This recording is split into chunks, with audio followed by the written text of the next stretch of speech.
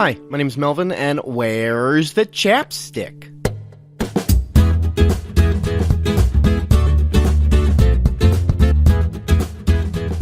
Welcome to Cinematic Doctrine, a Christian movie podcast where we sit at the table of cinema and eat. Tonight we'll be dining on Dr. Horrible's sing-along blog, directed by Joss Whedon.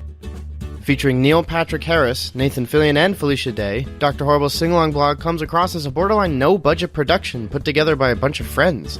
From goofy costumes to small set pieces, what's lacking in production value is enhanced by immense creativity. From clever dialogue to simply charming music numbers, Dr. Horribles is well aware of its restrictions, yet doesn't find them limiting at all. Rather, it embraces them in the most peculiar of ways, most of which is its mode of release. Launched over the course of a week in 3 acts, the movie was independently shared to the world in a way that hadn't been widely popularized in 2008.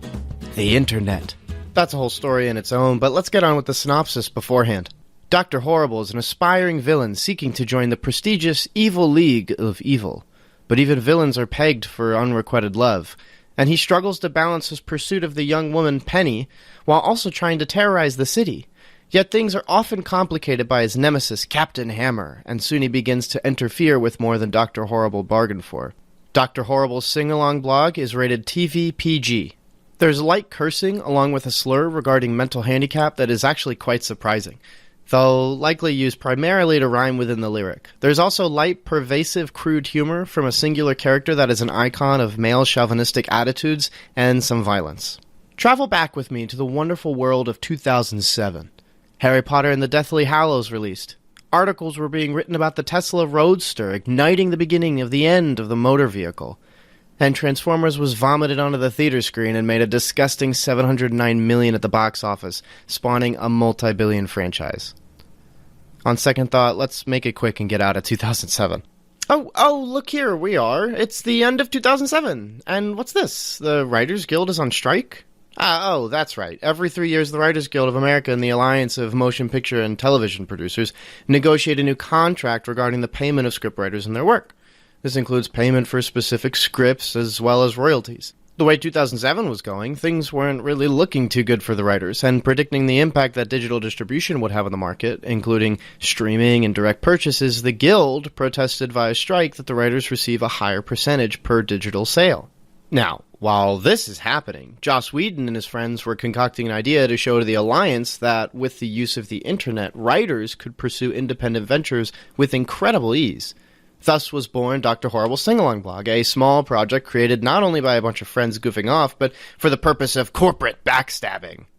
Of course, it wasn't that malicious, and the strike ended before they could even complete Dr. Horrible's anyway, but there was a lot of truth to what Whedon and company were trying to do. 2007 was a wild year, and video-based content was being consumed in an entirely new way, and at a rapid pace, with the likes of YouTube.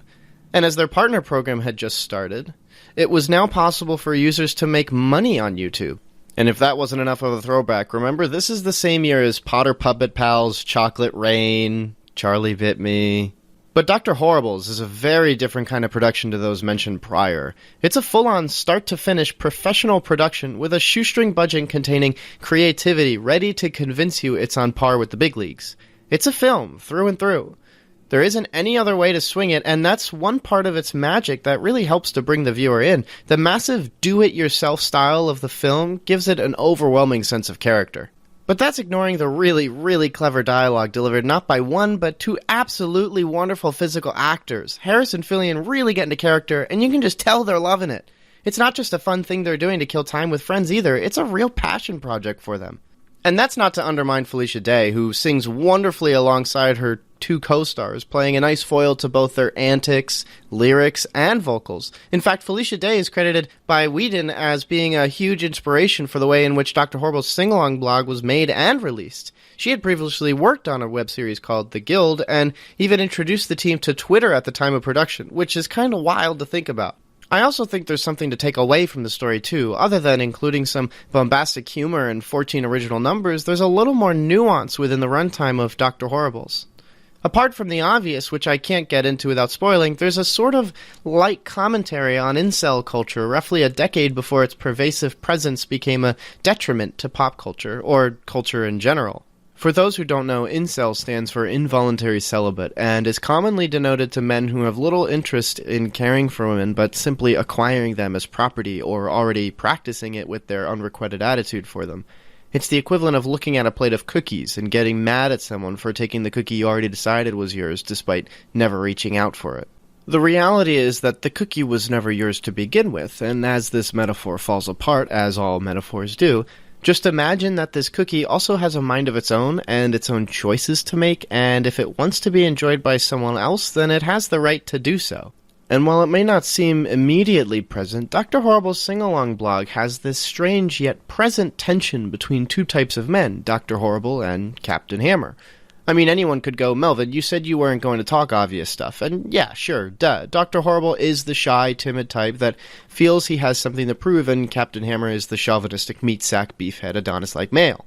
Yet this time around, despite remaining sympathetic with Dr. Horrible throughout the story, I did find that he was more than just the opposite to Captain Hammer.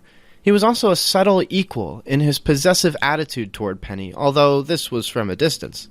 And that's not to say that Penny is some sort of manic pixie dream girl, because she isn't treated like a character that will fix all of Dr. Horrible's problems. In fact, Penny has her own virtues and hopes that, in a way, are incompatible with Dr. Horrible's own ventures. Maybe I'm delusional. I'm not sure. I don't know. I just stepped away from this film feeling like it was written by someone who was aware of the commonality between a misogynistic beefcake and an incel shy guy. Someone who wanted to tell a fun, goofy, exciting, and crafty story, but also wanted to get into the thick of some stuff he's seen or experienced. But I digress. I could just be crazy. But if you want to hear something that's really crazy, Joss Whedon said he's made more money from Dr. Horrible's sing-along blog than he did from the first Avengers film. Now that's crazy. And with that, thank you so much for tuning into this episode of Cinematic Doctrine. If you've seen Dr. Horrible's sing-along blog, what did you think of it?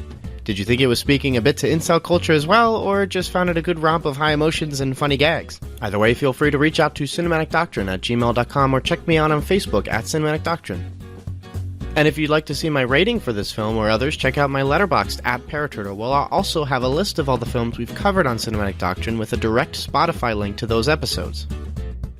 I also enjoy writing from time to time, so if you'd like to read some of my stories or any of my works in progress, check me out on Wattpad at Paraturtle. All of this will be available in the description if you so need it. Next time I'll be covering Rob Letterman's Pokemon, Detective Pikachu. Until then, stay cool.